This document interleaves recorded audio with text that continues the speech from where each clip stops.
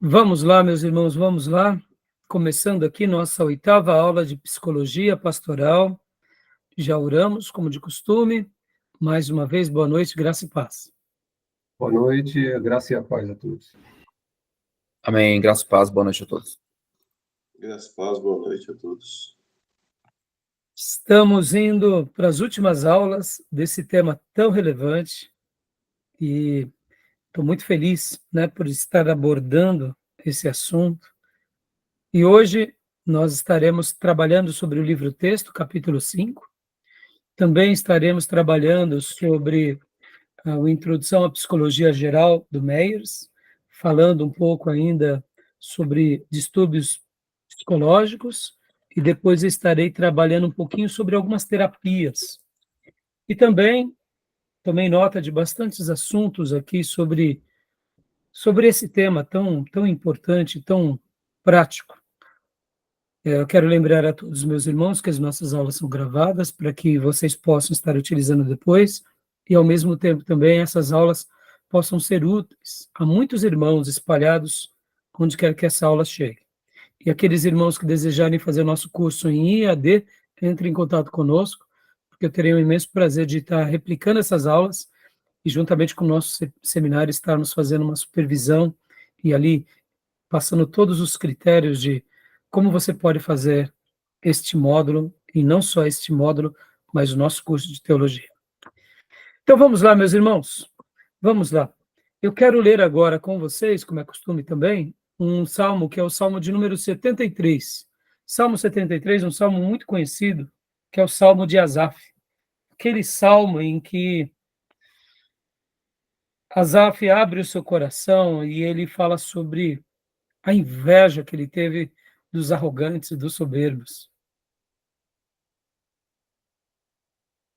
Em alguns momentos da nossa vida, nós não compreendemos várias coisas. E uma das coisas que nós não compreendemos também é isso. Como pode algumas pessoas más, num primeiro momento, prosperarem?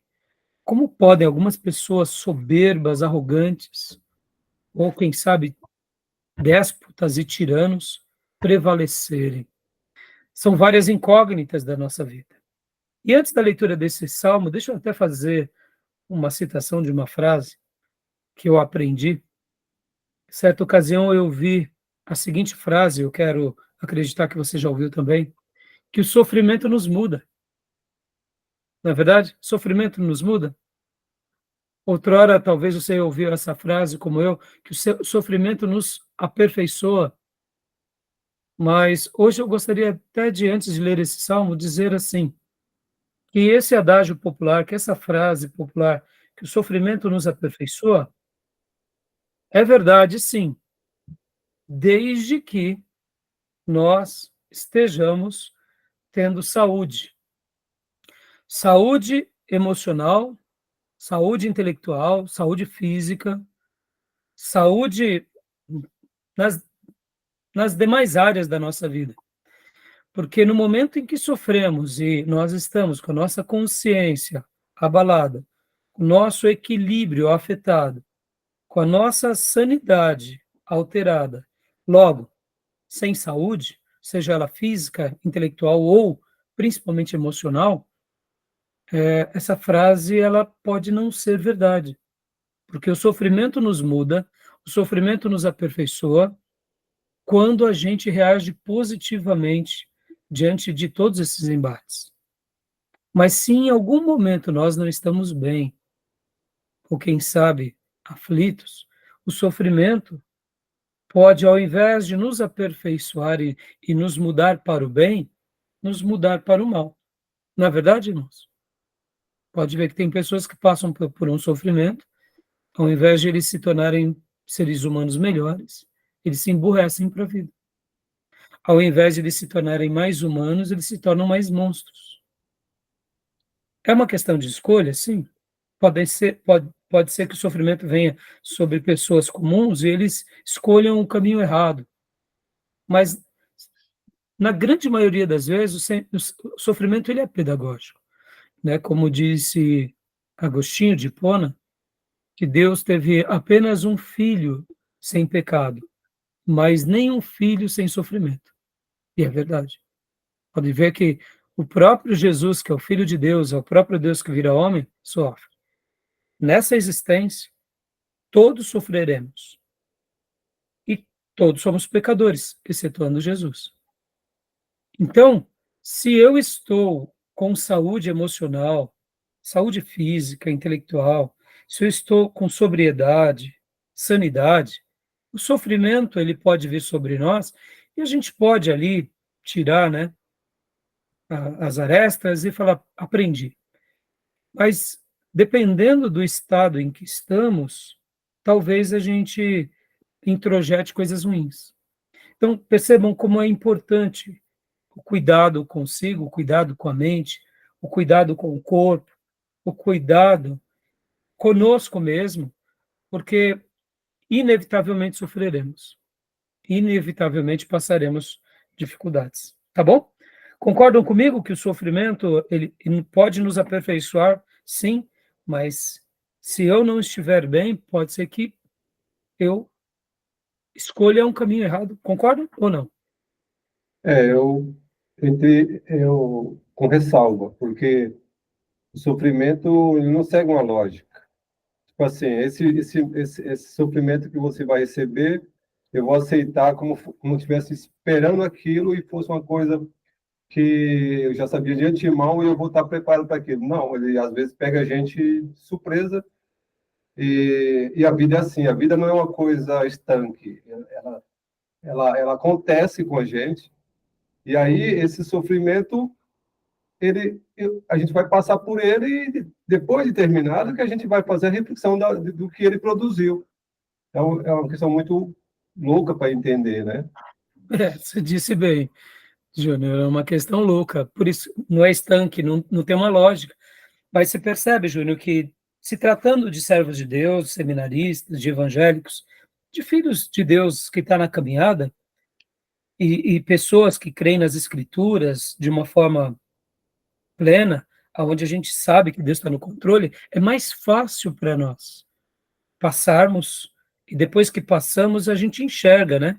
Mas mesmo assim, pode ver que na experiência da vida e na nossa experiência do dia a dia com a igreja, tem servos de Deus como pastores piedosos, missionários, que em alguns momentos dos seus sofrimentos, porque eles não estavam bem fisicamente, ou intelectualmente, ou emocionalmente, a reação foi muito tempestuosa, né? Por isso que eu fiz questão de falar sobre o sofrimento e até quebrar um pouco esse adágio popular. Não que eu não veja que ele seja uma verdade, não é isso. Eu acredito que, sim, é uma verdade. Mas, assim, se nós não estivermos bem, pode ser que a gente adquira algumas viroses, né? Alguns traumas.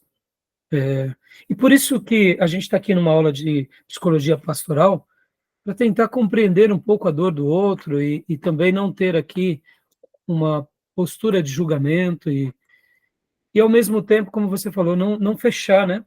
Como você disse, é muito louco esse sentido, porque é inesperável e inexplicável, né, Júnior? Porque a dor, né? No momento da dor, a gente tem reações que a gente, a gente não, a gente não vai classificar, categorizar antes, né? Como que eu vou reagir? No momento da dor, a gente tem reações que a gente mesmo conhece a nós mesmos ao reagir aquilo que nos impacta tanto.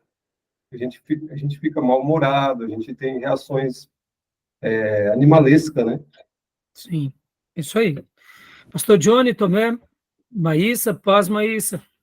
Querem comentar alguma coisa sobre o que eu acabo de dizer?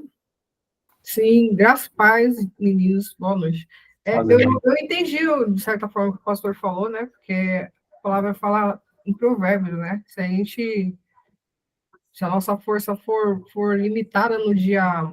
Se a gente se deixar levar pelo dia mal, a nossa força é muito limitada. Então, de certa forma, né? A gente tem que realmente se preparar, por mais que a gente não saiba a intensidade do que vai vir, o tamanho do que a gente vai enfrentar, a gente entender, né, que uma das promessas que existem, né, na palavra é que a gente ia passar por diversas tribulações. Apesar de que em todas elas Deus nos daria escape e não colocaria nada na nossa vida que a gente não poderia suportar. Mas, de certa forma, a gente tem que se preparar, sim, para entender que a gente não está isento de nenhum tipo de sofrimento, por mais grande que pode parecer, né? Então, eu acho que entra um pouco no que o senhor está falando, né, pastor? Se a gente está meio que adoecido, eu não digo nem tanto...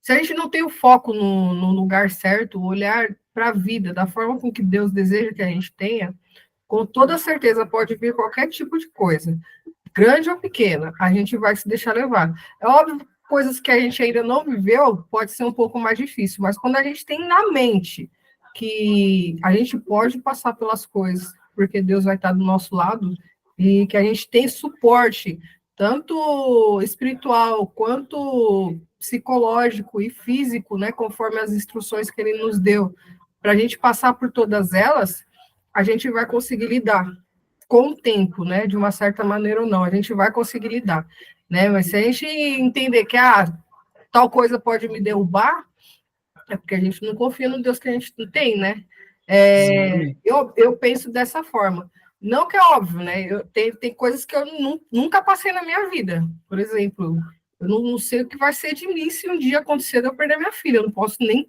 pensar nisso, mas eu entendo também que a vida está em Cristo, né? E que se isso acontecer, não pode me derrotar.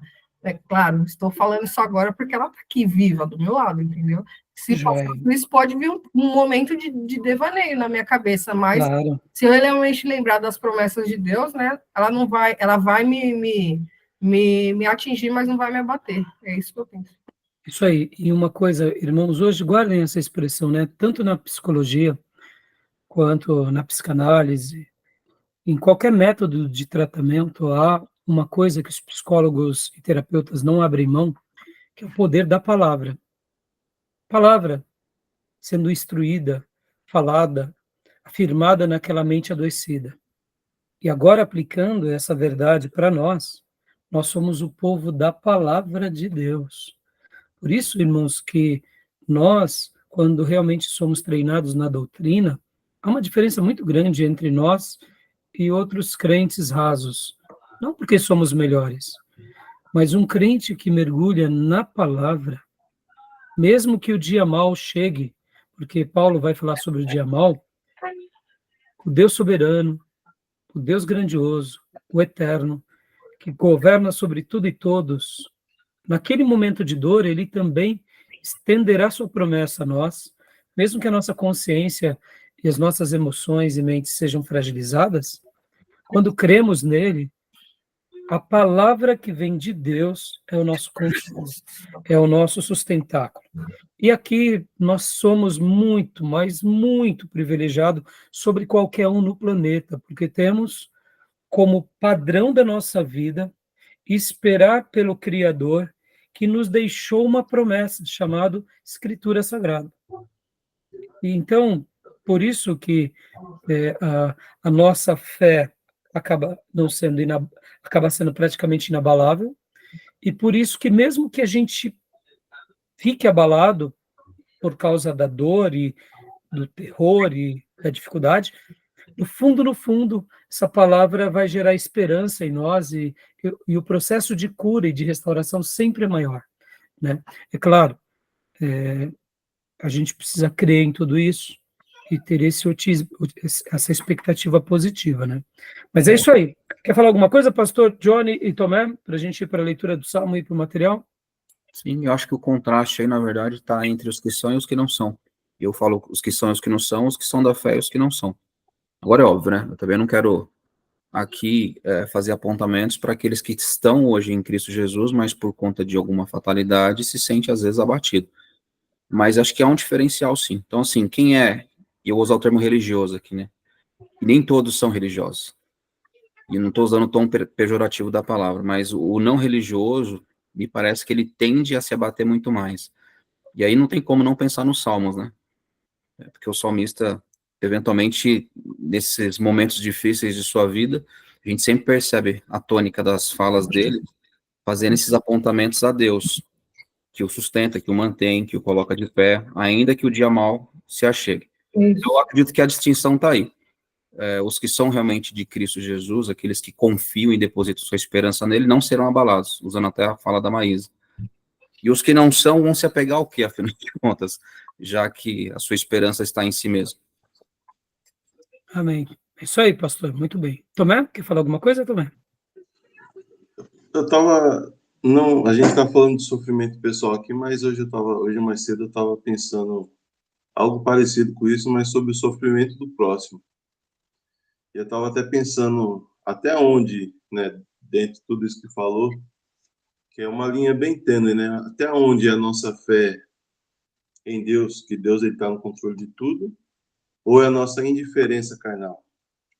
Porque, por exemplo, a gente se comoveu, por exemplo, com a tragédia do Rio Grande do Sul aqui, até por ser compatriota e tal.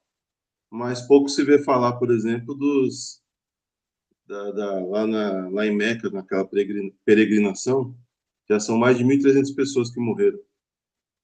Aqui, por exemplo, em Brumadinho, teve uma tragédia sem precedentes, que a gente se comove muito. Mas teve um outro país também que foi submerso pelas águas, que matou milhares e milhares de pessoas, e pouco se falou nisso. Eu estava nesse pensamento hoje, dentro desse... Joia. Então tá bom, meus irmãos, é isso aí. Então vamos lá, meus irmãos, vamos ler rapidinho aqui o Salmo 73, porque é um salmo de Asaf, e hoje eu quero até ler para vocês rapidamente, para a gente já mergulhar aqui no livro texto, tá? Salmo de Asaf, salmo da família de Asaf. Certamente Deus é bom para Israel, para os puros de coração. Quanto a mim, os meus pés quase tropeçaram. Por pouco não escorreguei, pois tive inveja dos arrogantes, quando vi a prosperidade desses ímpios. Eles não passam por sofrimento e têm o corpo saudável e forte. Estão livres dos fardos de todos. Não são atingidos por doenças como os outros homens. Por isso o orgulho lhes serve de colar e eles se vestem de violência. Do seu íntimo brota a maldade, da sua mente transbordam maquinações. Eles zombam e falam com más intenções. Em sua arrogância ameaçam com opressão. Com a boca arrogam a si os céus e com a língua se apossam da terra. Por isso o seu povo se volta para eles e bebe suas palavras até saciar-se. E eles dizem: como saberá Deus? Terá conhecimento o Altíssimo? Assim são os ímpios. Sempre despreocupados, aumentam suas riquezas. Certamente foi-me inútil manter puro o coração e lavar as mãos na inocência, pois o dia inteiro sou afligido e todas as manhãs sou castigado. Se eu tivesse dito, falarei com eles, teria traído os teus filhos. Quando tentei esconder tudo isso, achei muito difícil para mim, até que entrei no santuário de Deus e então compreendi o destino dos ímpios. Certamente os põe em terreno escorregadio e os fazes cair na ruína. Como são destruídos de repente, completamente tomados de pavor. São como um sonho que vai e se vai quando acordamos. Quando te levantares, Senhor, tu os farás desaparecer. Quando meu coração estava amargurado e no íntimo eu senti inveja, agi como insensato e ignorante. Minha atitude para contigo era a de um animal irracional. Contudo, sempre estou contigo. Tomas a minha mão direita e me sustens. Tu me diriges com o teu conselho e depois me receberás com honras. A quem tenho no céu senão a ti? E na terra nada mais desejo além de estar junto a ti. O meu corpo e o meu coração pode fraquejar, mas Deus é a força do meu coração e a minha herança para sempre. Os que te abandonam, sem dúvida, perecerão. Tu destróis todos os infiéis. Mas, para mim, bom é estar perto de Deus. Fiz do soberano Senhor o meu refúgio. Proclamarei todos os teus feitos. Amém. Salmo que mostra um coração aqui que teve as suas crises, como nós, né? Falamos há pouco, Tomé também até abordando sobre essa temática da compaixão alheia, mas Asaf encontrou em Deus a sua resposta. E aí ele retorna para esse ponto de equilíbrio, quando ele vai à casa de Deus, quando ele contempla Deus, quando ele contempla o Deus pelo qual ele aprendeu nas Escrituras, né? Então, que assim seja na nossa vida. Tá bom, meus irmãos? Beleza? Vamos lá, meus irmãos. Querem comentar mais alguma coisa? O Zap tem inveja, né? Teve inveja. Tem inveja. Queira ou não, a gente não pode deixar de ver essa primeira parte. Ele tem inveja dos ímpios. A gente, às vezes, nós colocamos na posição de Asaf. Sim. Às vezes a gente quer, né, Júnior? Ou que muitas vezes a gente quer até negar, né? Não, eu não estou tendo inveja, não. É assim? E muitas vezes Exatamente. estou tendo inveja, né? Ah, Então, mas é isso, né? Então, né, que Deus nos ajude na nossa caminhada, tá, meus irmãos? Porque sem Ele nós não somos nada, não é verdade? não. Sem Ele a gente não é nada, a gente não consegue nada. E o sofrimento é interessante que a gente pega a Bíblia, mas muito a gente tenta teorizar, fazendo apontamentos bíblicos, né? Jesus falou muitas vezes ter as aflições, etc. A gente fala muito da questão da teoria, mas o viver aquela experiência que é outra coisa. Exatamente, Júnior. É por isso que eu quis ler esse salmo agora com vocês e fiz esse apontamento sobre o sofrimento e sobre essas oscilações. Você viu? A gente está falando de um escritor bíblico, de um poeta, de alguém que foi importante na história do povo de Deus e que ele teve seu momento de fraqueza, que ele foi falho, e ele não nega que ele ficou com inveja, ele não compreendia, mas ele buscou em Deus e Deus deu a resposta. É como o Tomé falou há pouco, né?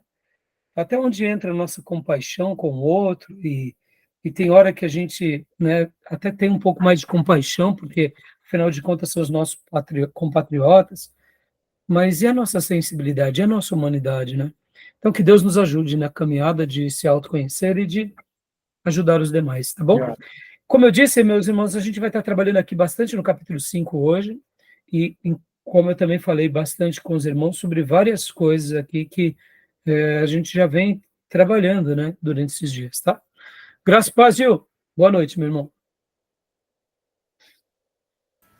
Graças a paz, pastor. Graças a paz a todos. Gostei da camisa, hein? Tirei do fundo do baú aqui, aproveitar que tá frio, usar as roupas mais antigas. Então, meus irmãos, vamos aqui. Agora, já entrando no capítulo 5, né? No capítulo 5 do nosso livro-texto, já começa aqui alguns pontos bem interessantes, que a partir de agora, ele vai começar, o capítulo 5 já inaugura a parte 2 do livro. A parte 2, como eu já disse anteriormente, a parte 1 é a suficiência da Bíblia, encontrando respostas nas Escrituras. Para quê?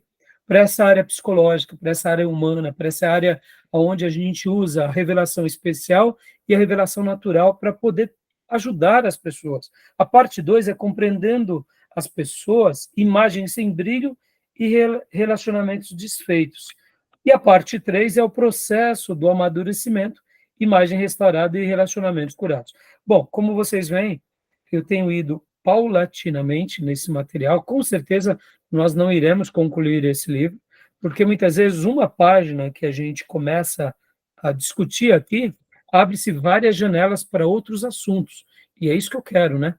Eu quero realmente que a gente possa estar usando esse momento aqui de uma forma bem, bem rica, né? Nessas nossas interações, porque, irmãos, quando a gente começa, né, a trabalhar sobre métodos de tratamento, métodos de cura, métodos de ajuda, inclusive na psicanálise, eles têm algo que eles chamam muito de associação livre.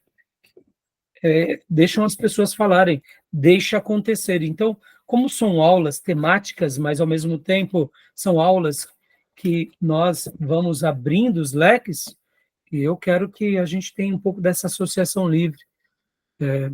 Aqui, antes até da leitura, deixa eu falar mais uma coisa que é importante, irmãos, porque essas aulas, para mim, elas são tão relevantes, porque eu quero acreditar que todos nós, como ministros, podemos usar das nossas experiências e fazer ou coisas boas ou coisas ruins. Nenhum de nós, principalmente no ministério, estamos imunes a passarmos por problemas muito grandes, incompreensões, dificuldades. Em outras palavras, teremos tribulações imensas. Geralmente, por causa das tribulações, nós vamos para a negação. Eu digo que quem vai para a negação está perdendo uma das maiores lições que Deus nos faz viver. E na minha experiência ministerial, eu vejo que cada momento que eu passo, pessoalmente, na minha família, no ministério ou na vida, são matérias-primas de Deus nos lapidando para que dessas situações nós extraiamos a fina flor daquela experiência. E eu não tenho dúvida de que você, ao se preparar para essas realidades de uma forma positiva, de uma forma onde você diga sempre no seu coração, não, Deus está me permitindo passar por essa experiência porque Ele quer me ensinar algo. Ele está me lapidando. Na hora que você se colocar dessa forma, como um aluno, diante na escola do mestre, eu não tenho dúvida, nós cresceremos muito.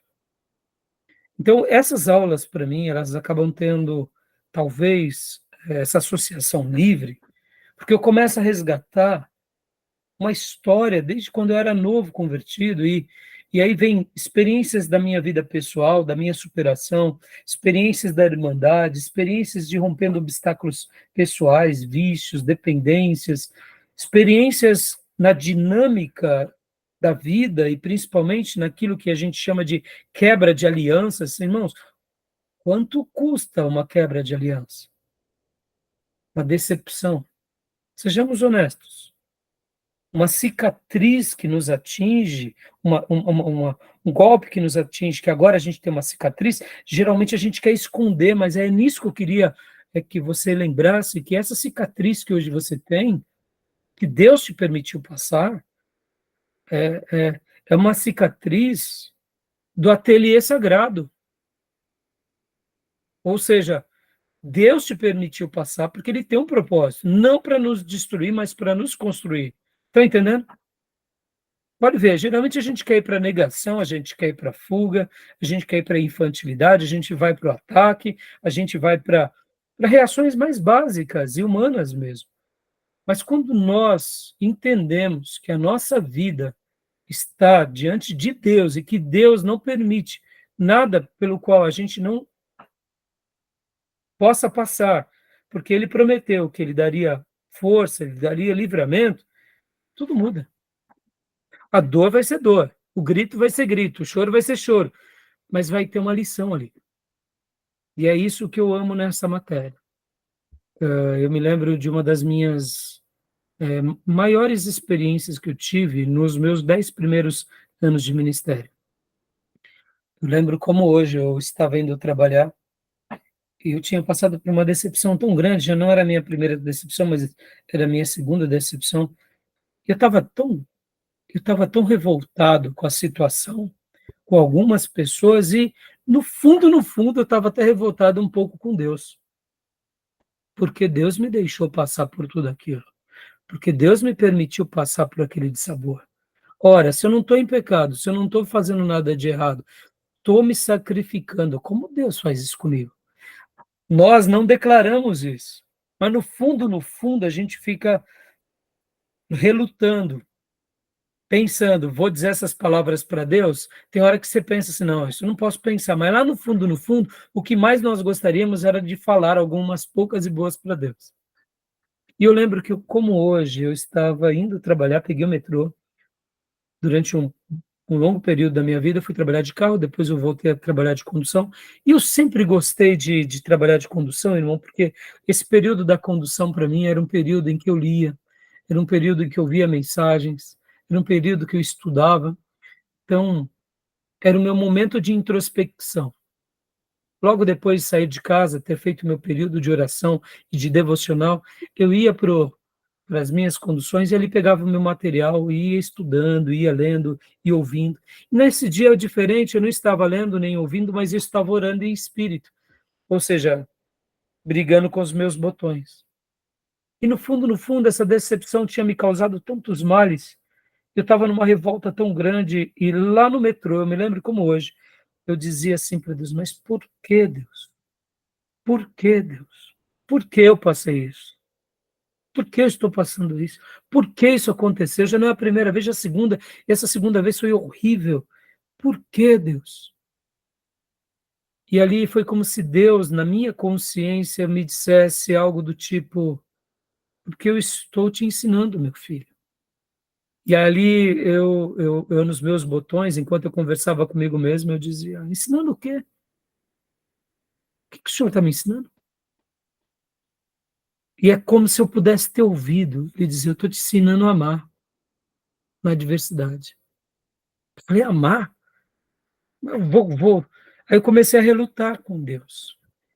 E enquanto eu relutava, caí em si. Eu falei, meu pai, estou tão revoltado com essa situação, com essas pessoas, com essa pessoa que eu cuidei durante tantos anos com tanto afinco.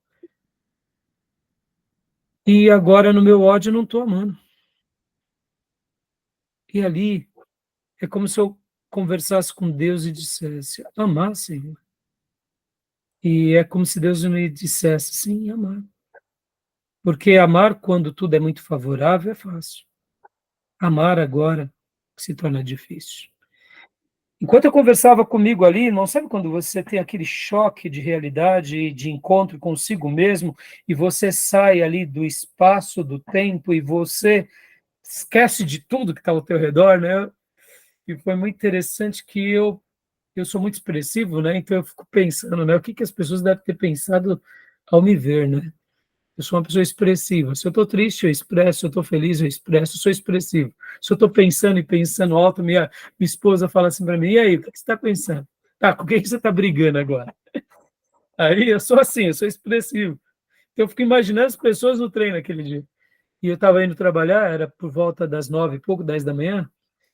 A bolsa sempre abria nesse horário, entre 9 e pouco, 10, 10 e pouco.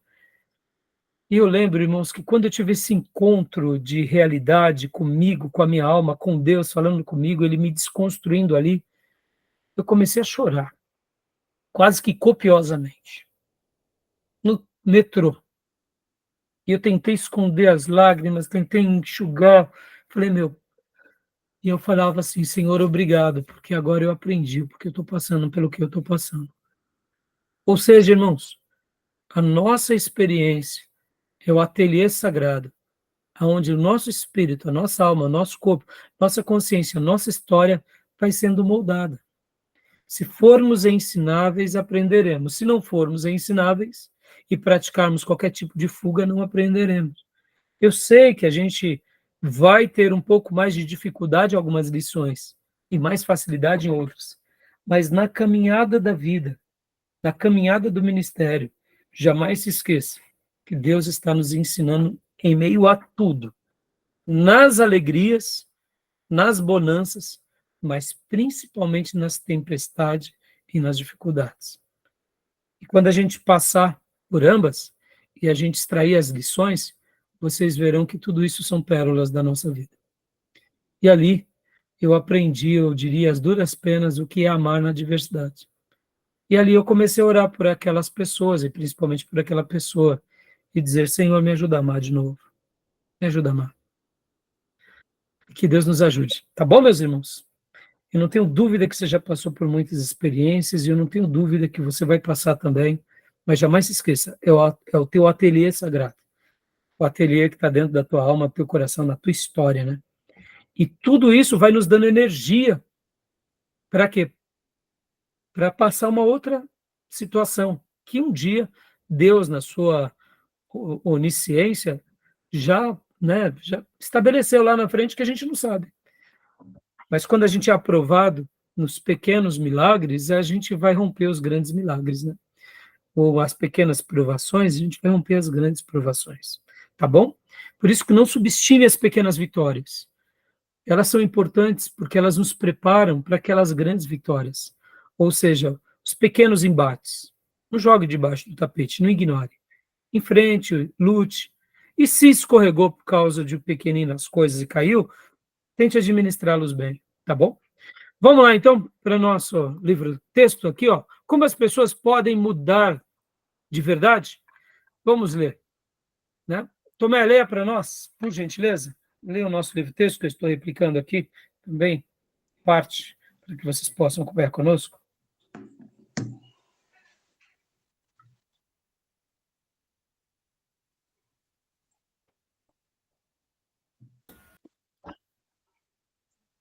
Para ler, a partir de onde, pastor? Aqui, as pessoas... Como as pessoas podem mudar de verdade? Isso, parado, pode continuar. Primeiro Tá parado para mim. Tá parado. Ah, não está mexendo? Tá só o título. É mesmo? Ué, então só um Pergunta minha, segundinho, deixa eu alterar aqui. Fiz alguma coisa que eu não estou sabendo mexer. uma pergunta meio semântica, né? Como? Pergunta meio semântica. Me explica melhor, Júnior. Explica para nós o que você quer dizer com isso. Não, uma pergunta meio semântica. Como as pessoas podem mudar de verdade? Mudar de verdade é a pessoa ou mudar de verdade para verdade? Ah, tá, entendi. Não, mudar de verdade a pessoa, né? Exato. Né? Porque, Damor, já que você fez a colocação, né? Porque o grande problema nosso é que muitas vezes a gente diz que muda, mas não muda, né? Né? E aqui, irmãos, mais uma vez, percebam, olha, isso é muito interessante. Tem hora que a gente não muda porque somos obtusos mesmo, temos dificuldade de compreensão. Tem hora que é teimosia mesmo. E tem hora que falta força para as mudanças e até tem uma honestidade, mas a gente não consegue mudar, né?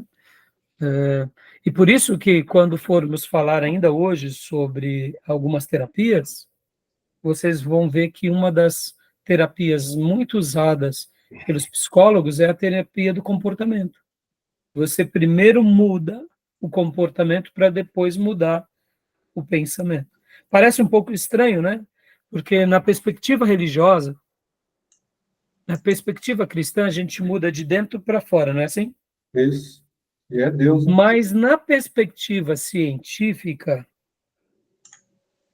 nós mudamos ora de fora para dentro. Como assim?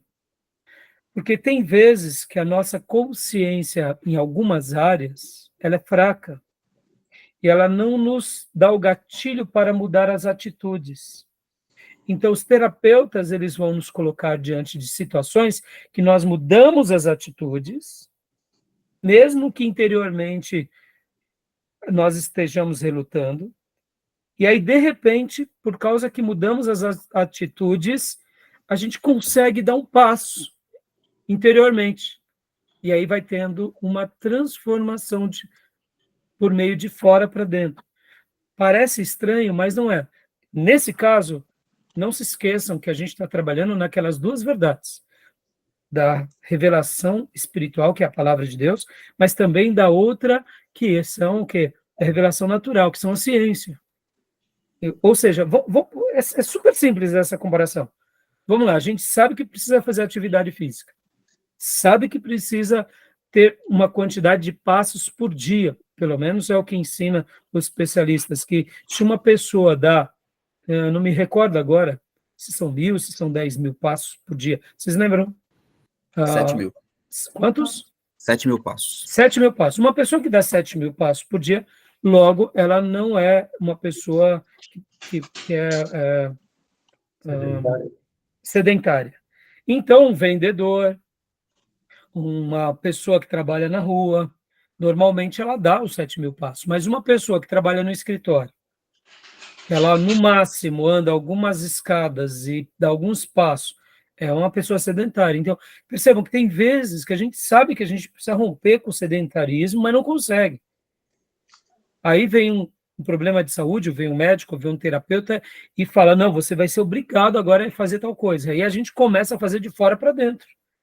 O problema está dentro da gente, mas a gente não consegue startar.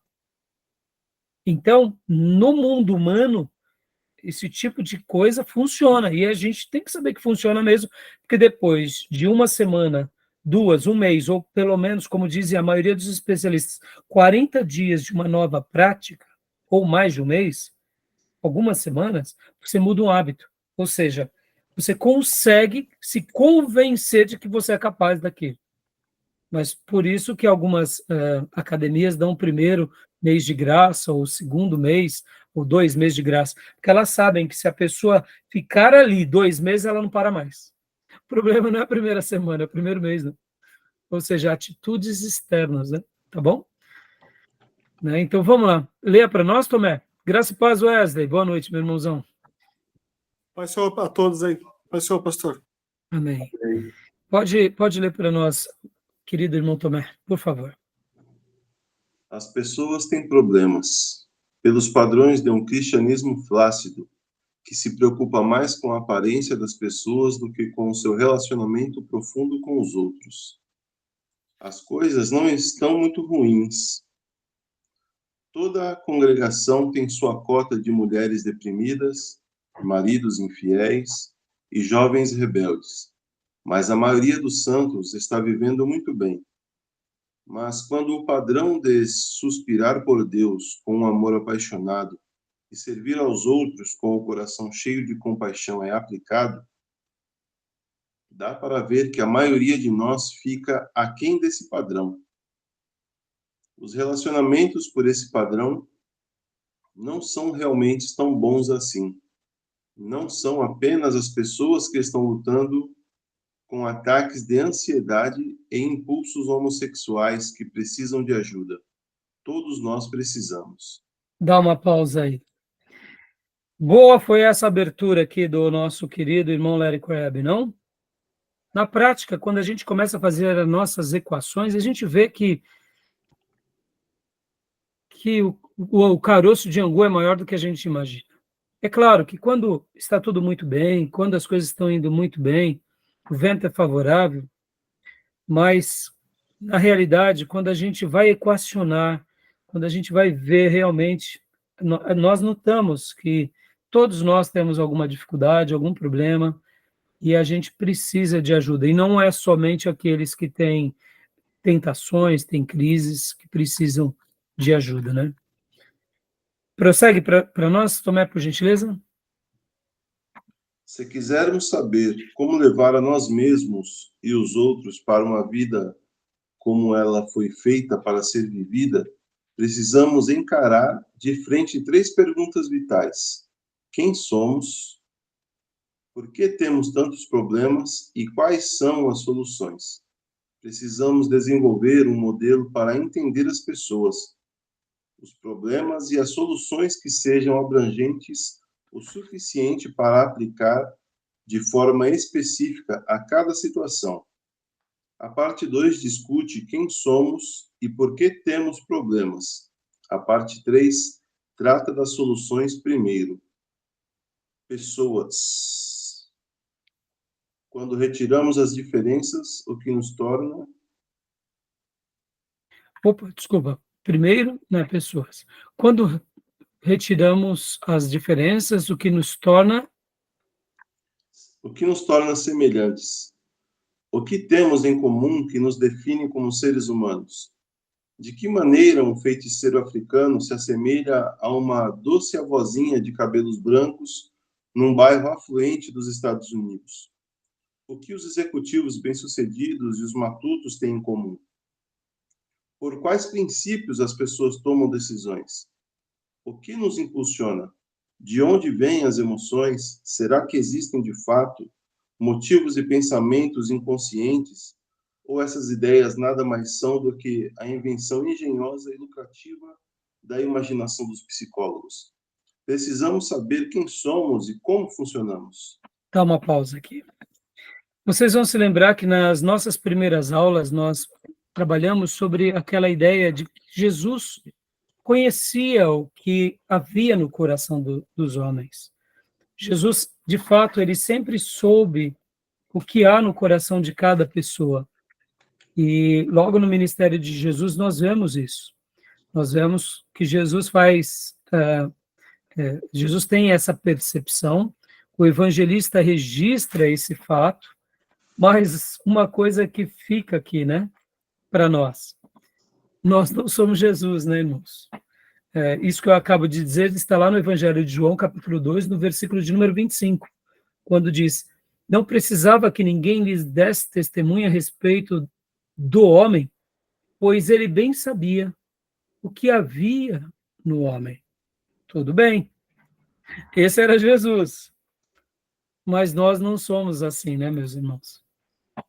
Pode ver que a arte de se conhecer e se conhecer um pouquinho a cada dia parece bobeira, mas como é difícil se autoconhecer. Como é difícil admitir as nossas mazelas, as nossas fraquezas, as nossas incompreensões, ainda mais porque geralmente nós colocamos tudo dentro de um padrão, e se a gente está fugindo daquele padrão, a gente não quer ser mal compreendido. Podem ver, as pessoas não falam das suas feiuras, não falam dos seus devaneios, não falam das suas loucuras, elas se preservam. Está certo em fazer isso. Mas, num primeiro momento, a gente acha que todas as pessoas elas são saudáveis, e todos nós não somos esse ser saudável na sua plenitude. Todos nós temos as nossas incompreensões. E então, quando a gente começa a tentar trabalhar dentro de nós, por isso que a gente pratica a fuga, né? É muito fácil a gente olhar só a feiura do outro, né? Eu me lembro de uma mensagem que um psicanalista dizia o seguinte, que todos nós gostamos de falar do político corrupto. Todos nós gostamos de falar daquela pessoa que é uma prostituta ou um grande criminoso, porque quando a gente aponta para ele as suas feiuras, as nossas pequeninas feiuras desaparecem. Quando eles se tornam demônios da sociedade, corruptos e corruptores imensos, as nossas pequeninas corrupções somem. Nas páginas da Bíblia a gente vai ver alguns episódios assim. Podem ver como Maria Madalena ela era tratada de uma forma muito agressiva. Como Gerazeno, o gadareno, ele era tratado como um endemoniado, lunático, porque todos os demônios estão nele, logo os nossos pequenos demônios desaparecem. E pode ver que a gente replica esse padrão, isso está inconsciente. Podem ver que na igreja sempre tem uma irmã fofoqueira e o irmão linguarudo, mas eu não sou assim, não é assim, irmãos? Eu não faço fofoca, o que eu conto é a verdade. A fofoca é a irmã lá, ela que tem o dom da língua comprida, eu não. É assim? Então, a arte de se conhecer é muito complicada, né? Então, essa frase aqui, saber como funcionamos e se autoconhecer é muito complicado, tá bom? Querem fazer algum comentário? É um padrão. Eu achei, pastor, Pois eu não. achei muito interessante essa frase dele de início aí. É como se fosse assim, mais que um quebra-gelo, é uma frase que nos prende ao texto, porque a gente quer saber de alguma maneira naquilo que nós somos semelhantes, né, uns aos outros. Ele compara aqui o feiticeiro a uma pessoa comum, né? Essa frase aí é maravilhosa, assim, me impulsionou a ler assim o restante das linhas, assim, prestando bastante atenção, porque assim, francamente, assim, eu queria entender o que nos torna tão semelhantes uns aos outros, mesmo sendo diferentes. Muito legal. O Júnior também ia comentar algo, Júnior, só antes de dar a palavra para você, deixa eu só fazer um adendo aqui. Gil, nós geralmente temos essa dificuldade. A gente olha para o americano, para o europeu, para o canadense, japonês, para o sul-coreano, que estão agora né, vivendo no protagonismo da civilização, e a gente pensa assim, não, o africano, o brasileiro, o colombiano, o venezuelano, óbvio que vai sofrer muito mais do que eles, mas na realidade são seres humanos e claro que ter um padrão de vida melhor, estar numa cultura que gera mais oportunidade é melhor, mas somos seres humanos nas suas dimensões mais básicas, nas humanidades mais rasas. Podem ver que, indiferente se eles estão como protagonistas por terem, né, desenvolvido bastante, eles têm os dilemas dele tão grande, como o autor mencionou, né? Não muda muito, né? Se a gente for ver, é o ser humano na sua essência. É que a gente tem esse senso comparativo, como se eles desfrutam de uma vida sobre-humana e a gente vive uma vida que não é humana. Não, mas é todo ser humano, né? Entendeu? É interessante isso daí.